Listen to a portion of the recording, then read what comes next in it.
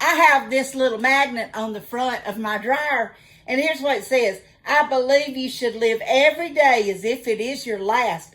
That's why I don't have any clean laundry. Because come on, who wants to wash clothes on the last day of their lives? I believe that with all my heart. So I do all the shortcuts I can when it comes to laundry. And one of the shortcuts I use is this. Why would you want to stand up and iron when you have a revolving iron that rotates and does the work for you? That's my philosophy. I absolutely hate laundry.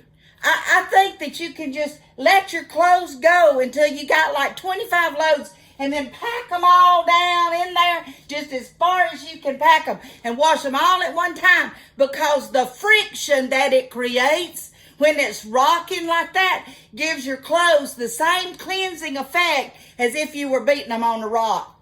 Really? Done.